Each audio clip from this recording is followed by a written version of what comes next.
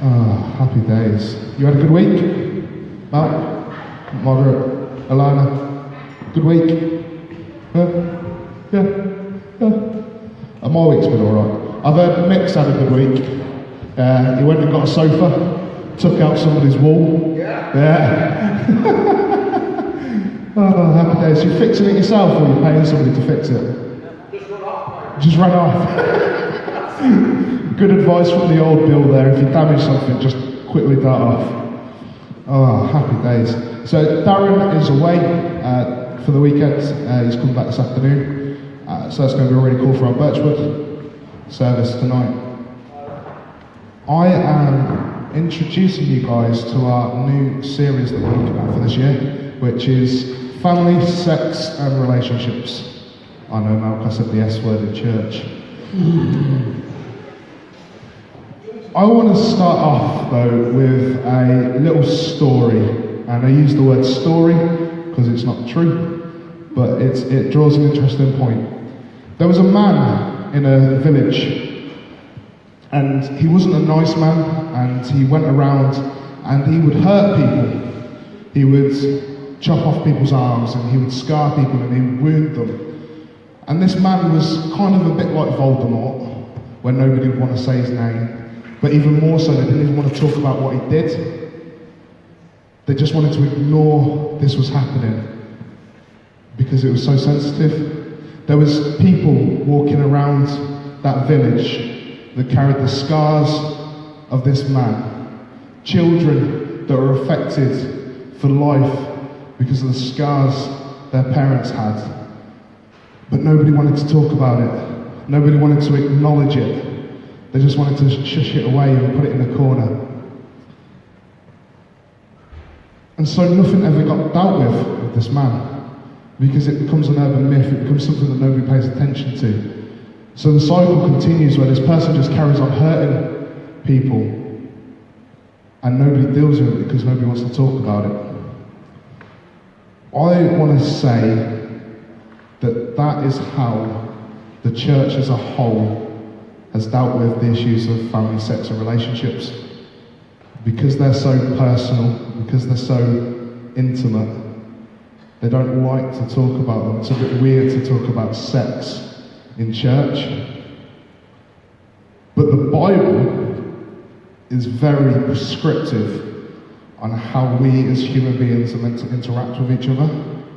So if we don't acknowledge it, if we don't talk about it, if we don't look into what the Bible says on how we should deal with each other this year, we run the risk of a continuous cycle of harm because we don't acknowledge what can be potentially very dangerous and very powerful to us, especially for young people. We all know what it's like when we were younger and we're all a bit hot-headed and not so smart. And then most of us have learned because of our scars rather than out of wisdom. So we're hoping that this year we're going to take us all on a journey and we're all going to gain some wisdom without having to gain scars, which would be nice.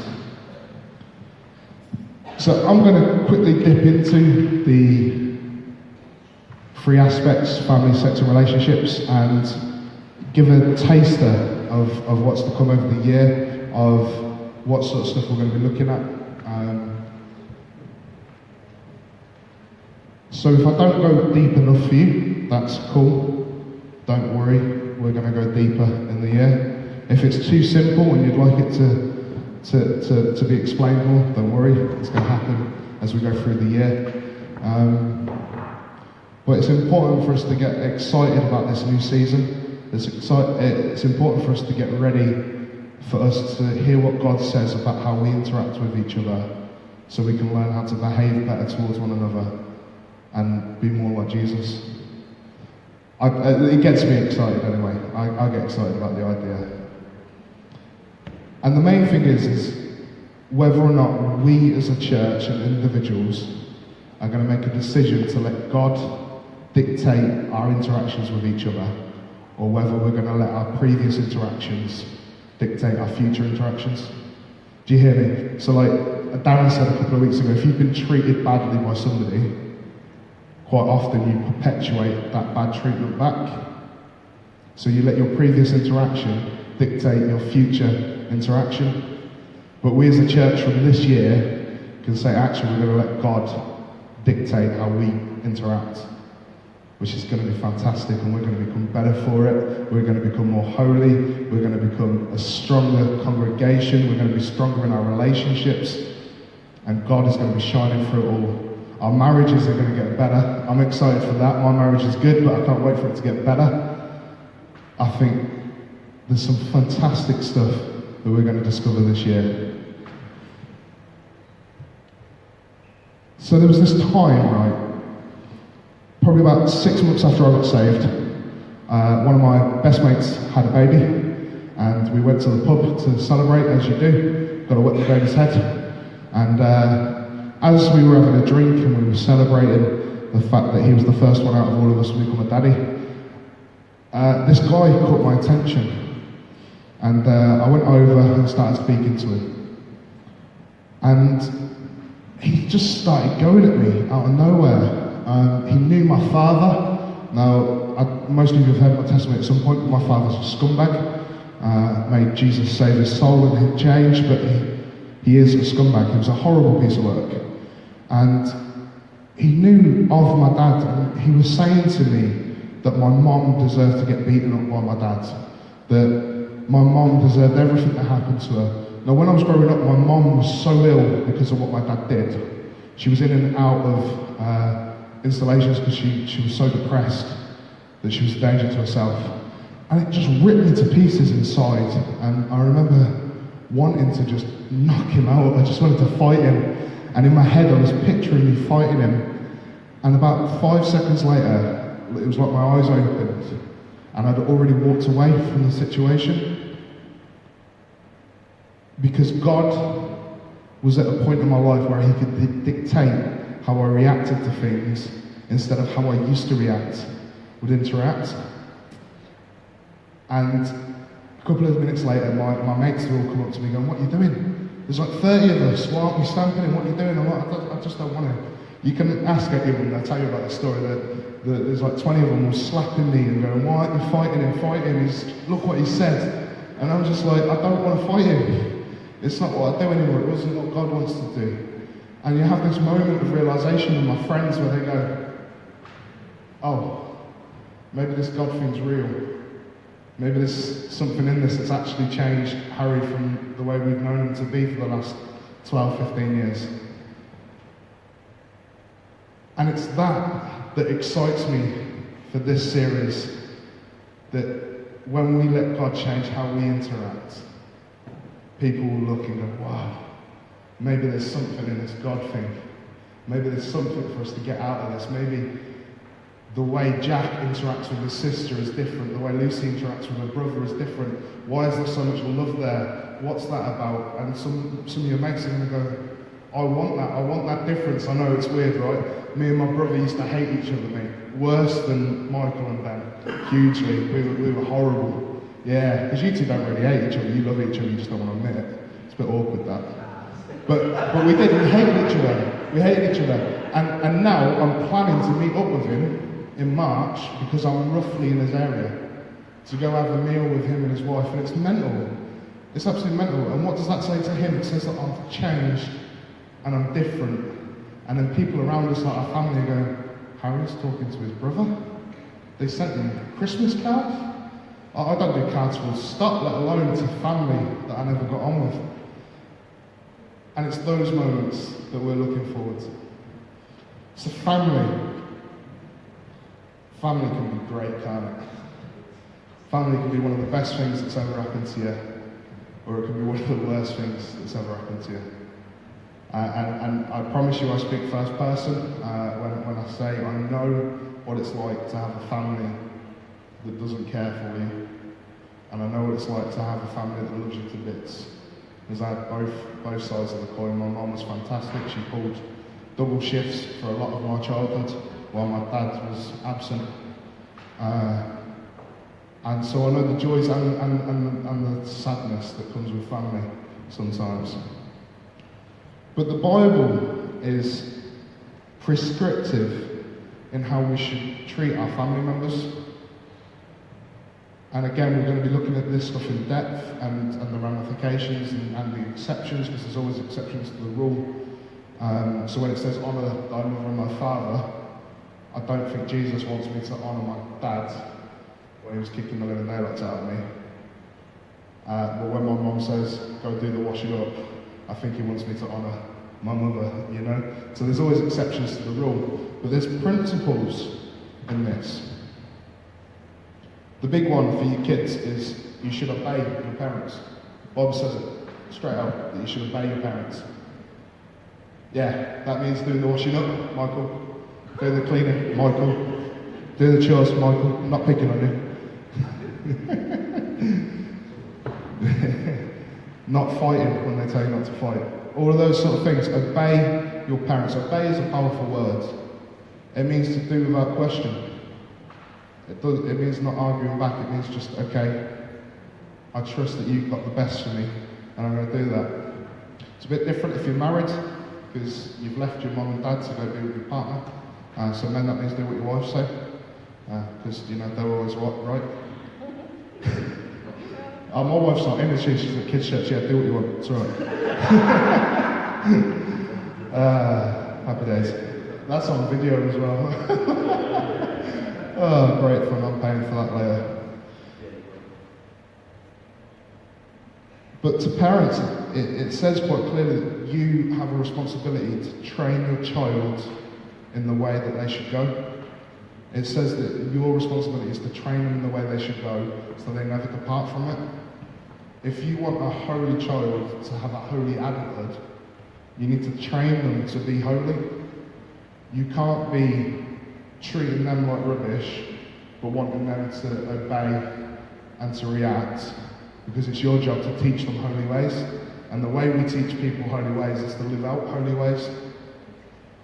You know, if Darren was off doing stupid stuff all week and came here and preached, you wouldn't listen to him, because you'd be like, what are you doing? You're acting like a muppet, but then you're going to come and tell me how to live my life. It's exactly the same for our kids. Our children aren't going to listen to us if we're not living holy lives and treating them the way they deserve to be treated. Because the Bible even goes on to say, and again I quote, fathers, do not provoke your children for anger, even if it's funny sometimes. But you shouldn't be provoking your children to anger, because you're training them to live in an angry way. It says, wives, obey your husbands. There's a caveat on that though, right? Because it says, wives, obey your husbands.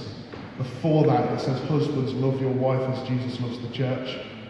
So you are to sacrificially die for her if you ought to. If there is a need for it, you are to give up your life, give up everything of yourself so she can be lifted up.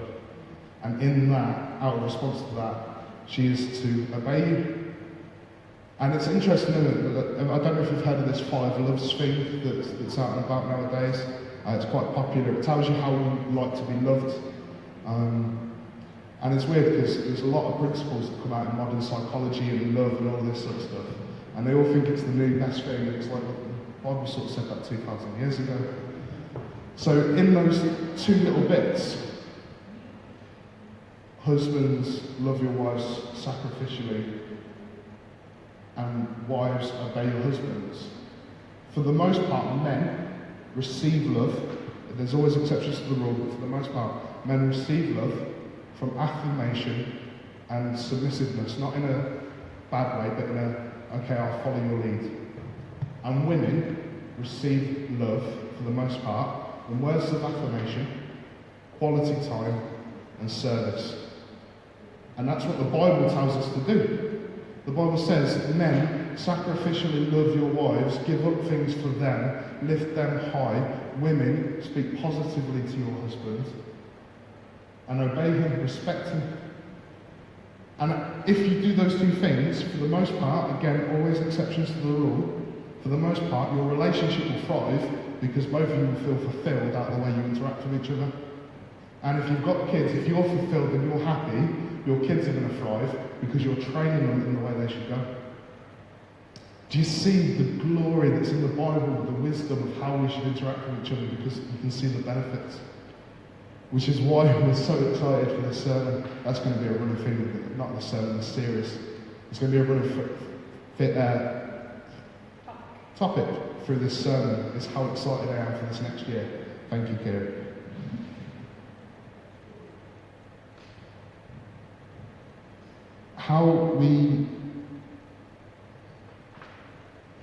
I'm trying to think how to say this without upsetting the kids. How your parents correct you is also prescribed in the Bible. The Bible says quite clearly, if you spare the rod, you spoil the child. If you don't discipline your child, that doesn't mean to beat. The Bible is very against the beating of those that are weaker than you, men on women, arms on innocence, all that sort of stuff. The Bible's quite clear on those sort of things.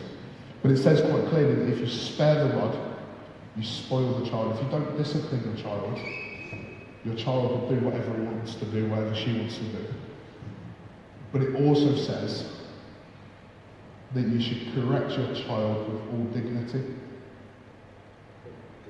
I don't know about you, I've done it before when I was in a father figure to this kid. You know, you'd get so annoyed. I'll come to you in 2 seconds, there, right? You get so annoyed with them that you end up saying something that actually strips them of dignity. And you end up saying something angrily back to them because they've got you and they're getting angry and they're riling you up. But the Bible says that if you correct them, you need to do it with all dignity. It says to correct them. It's not that you shouldn't correct them because they need correcting when they're wrong. But you need to do it in a way that's with all dignity. Does that make sense?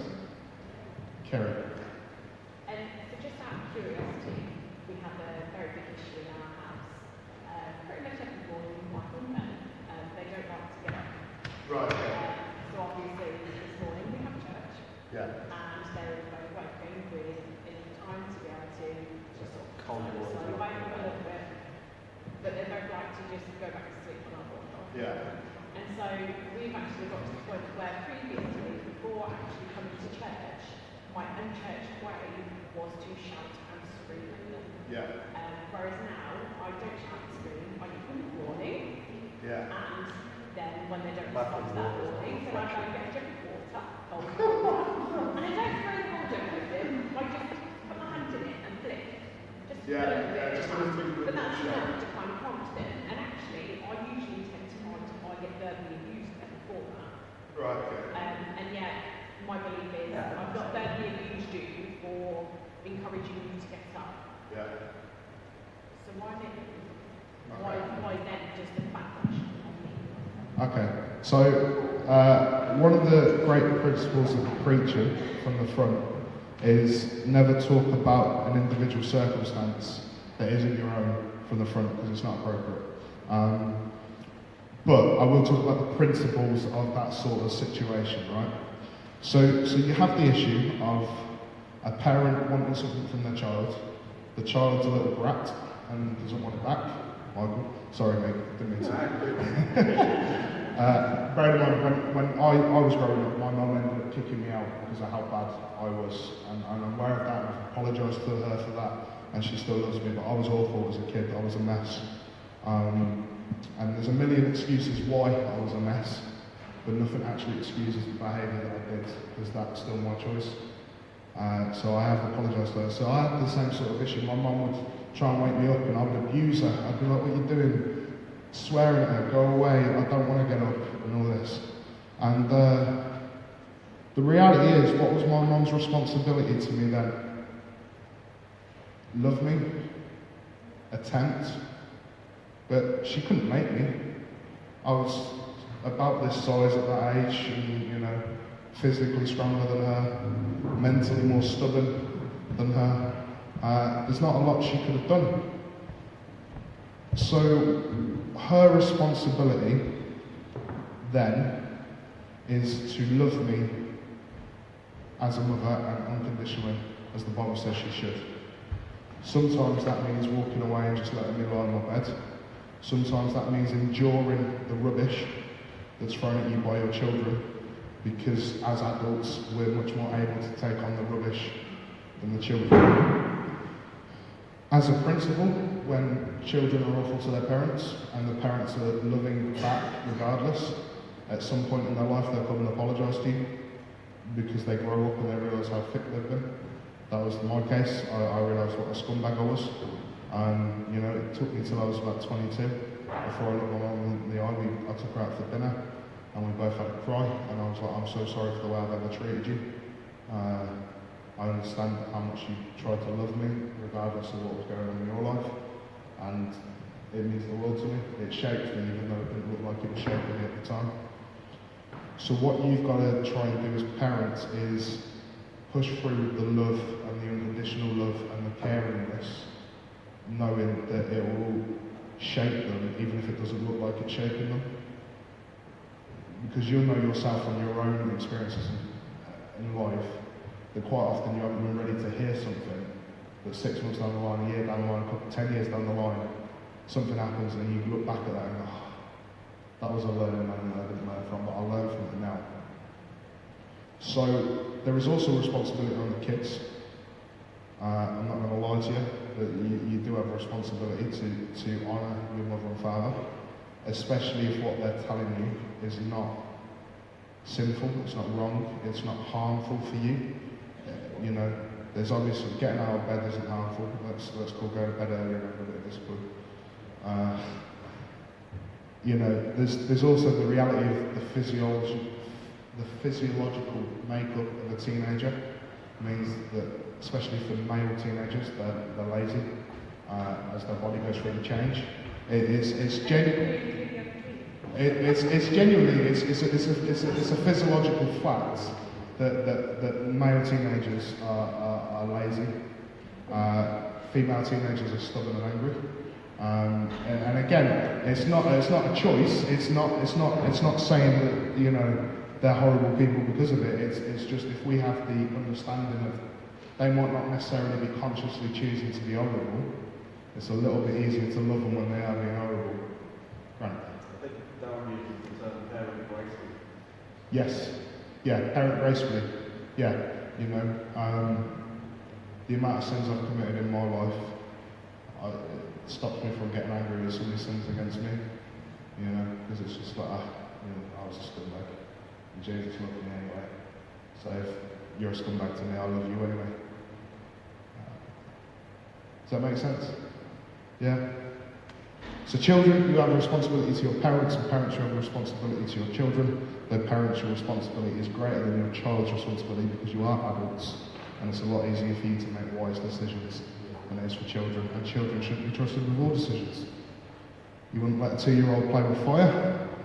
You shouldn't let a 15-year-old play with stupid stuff either, especially if they're male, because males are stupid. I can say it, it's true, we are. Right, let's get on to the awkward one. Sex. Oh, said it again. Sex word. In church. This is the thing with sex. The Bible, again, is very prescriptive about sex and the circumstance which sex should be enacted. And we skirt around it so much that we don't actually discuss it in church, and we don't put out this biblical principle.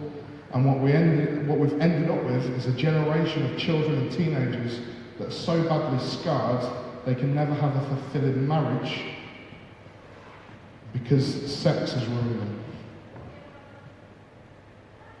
Thank God for the healing of Jesus, because my marriage would be a mess if Jesus hadn't stepped in and done something supernatural in my life because of my exposure at a young age to stuff that I should never have witnessed.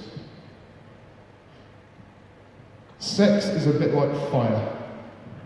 It has the potential for great good. If you set a fire, it will keep you warm, it will keep you hot, it will provide light, it will provide beauty, it can be incredible. But fire in the wrong place, so if you put fire in a fireplace, it's fantastic. You put fire on your mattress, you've got issues. If you put fire on your curtains, on your carpet, in your house where it's not meant to be, you've got issues and it becomes dangerous and damaging. Fire is like sex. Outside of its proper intended concept, context, you're going to end up being damaged. It might provide you warmth for a moment, but when it goes out, you're going to look and go flipping at what's happened to my lounge. That new sofa I took to the caravan, that's gone. The whole place, and the wall's gone already. Yeah, it's not your wall, so it's all right. But the principle of sex is that sex isn't man's idea. Sex is God's idea. Adam and Eve didn't one day go, flipping it, God, look what we've discovered. You know, and God went, really, that works? You know, God wasn't surprised by the act of sex. God always intended for humans to have sex, but he intended it to be done in the marital bed, and the marital bed alone, between one man, one woman. That was his intention. When he had the idea of sex, he intended it to be done in a safe place, safely, so you can have the beauty, the warmth, and the fire without the danger of the damage. Safe sex, as God intended, isn't on a computer screen on your phone or images that's been sent to you by somebody that you're in a relationship with. Safe sex is holding off for marriage so you can fulfill it in the comfort and safety of the covenant, where you will not give up on each other no matter what. Because there is nothing worse in life than giving all of yourself to somebody for them to just walk away and go, I'm done. Because that's going to rip out the biggest part of you. So the Bible is very prescriptive on sex. And it's incredibly important that we talk about it. Song of Solomon is a book in the Bible, and the whole book is on about the relationship between a man and a woman, and it talks about sex quite a lot. And there's this moment in there that's before they're married, and they're cuddling, and it says she's got her head on his chest. In a really intimate moment, really, you could imagine how intimate that would be. And he looks at her and goes, my darling, do not awaken love before the right time. And then later on, it happens twice, he says those words twice. Later on, the same thing, it's getting intimate, it's getting personal, they're in love, they know they're going to be together, they know where the story ends with them getting married. And he, as the spiritual leader, and men, this is your job, right? Your job is to be the leader in those moments. His job as the spiritual leader in that moment was, my love, do not awaken love before the time is right. Do not have sex with me before the time is right. That's what he's saying. There's this reality that people need to realise, and it's important for girls to realise the one side of it and for men to realise the other side of it, so they understand the responsibility for their actions. When a woman has butterflies, that romantic feeling, she's being swept off her feet, she doesn't have common sense. When she's being romanced and wooed, common sense goes out the window. Now the dangerous bit is that when men are aroused, they don't have a conscience. Men can be absolute scumbags when they're aroused. And if you don't have that safety and covenant of marriage, somebody's going to get hurt. Because a woman won't realise what's right and what's wrong because she doesn't have common sense, and a man won't care what's wrong. Because men are scumbags sometimes. So I would encourage you that as we look at this series, as we start talking about these topics in a bit more depth, I believe we're going to be looking at the Song of Solomon and the principles of sex, and we use the word sex in church quite a lot. I would encourage you not to get squeamish and not to get shy. None of that's ever going to be directed at an individual. Like I said, we won't talk about individual things because it's not right to do that from the front, but we're going to talk about the principles that will enable you, that when you do get married, if you're a young person, to give the best you can to the other person. And that if you're already married or you're not married, how to stay away from temptation and how to improve your marriage. That cool? Fantastic. And then we come to relationships. So there's a couple of different types of relationships. There's boyfriend and girlfriend, there's friendships, there's family, all those sort of things. I forgot to ask Daz, did he mean one specific one with relationships? So we're just going to look at friendships and boyfriend and girlfriend, non-marital relationships, and not family, because families are really cooked. So, how many of you guys can attest to people being scumbags and being horrible? And yeah, Grant knows, Kerry knows, I know, definitely. You know, some people that are just horrible pieces of work. And the Bible, again, is very prescriptive on how we're meant to treat other people that aren't our family members, that aren't our wives and children. And Jesus says this incredible thing where somebody goes to him, what's the greatest commandments out of the 10? Out of the 10 commandments, what's the greatest commandments? And Jesus says, love the Lord God with your heart, mind, body and soul. And love your neighbour as yourself. Those are the two greatest commandments. If you have them, you have me. So Jesus says the second most important thing after loving God is to love your neighbour, which in the way he speaks is everybody. It's not your physical next door neighbour, it's not just your friends, it's everybody. Love them as you would love yourself. Which can be damn tough sometimes. When somebody's giving you a kicking and Jesus is saying love them. You know, when you're out on the beatnik and somebody spits in your face or, you know, anything like that, and Jesus says love them. You know, your job might give you the leeway to give them a little slap in the van, but love them. Yeah, doesn't happen so much anymore. It did when I was a kid. You never picked on coppers when I was a kid. But the Bible says love them. And the Bible's quite clear that Jesus didn't just say those words, he lived them. When he was being nailed to the cross, and they were whipping the living daylights out of him, they were spitting at him, they were jeering him, they were treating him worse than anybody's ever been treated before. He looks up from that cross as he's laid on his back as a nail and goes, Father, forgive them, for they do not know what they do. He loves them in a moment where they really shouldn't be loved. You know, when I first became a Christian, I was looking at that story going, scumbags, you're doing that to my God, that's my God. What are you doing? And then Jesus showed me that actually I did that to him as well. So when he loves me, when I've spat in his face, put a crown of thorns on his head and nailed him to a cross, if he loves me in return, it makes it a little bit easier to love your neighbours when they just say the wrong thing, or you know, their dog takes a dump in your garden. Doesn't say anything about loving the dog. So I don't know if you can put some salt and pepper down or whatever it is, or air gun. Nick might come visit you though if you shoot dog with air gun. Because he's got his own, he's going to help out. But the Bible, again, is very prescriptive on how we have relationships with people that aren't our husbands and wives. It says, you know, men, if she's not your wife, don't lust after her. You know, that's how we should have a relationship with friends. If we have a relationship that's inappropriate with a friend, then that's a bit stupid, isn't it? So it's important for us to look at those things and go, okay, God, how do I apply those principles? How do I live that out? What's the examples in the Bible of those situations? You know, the Good Samaritan, all of those sort of things.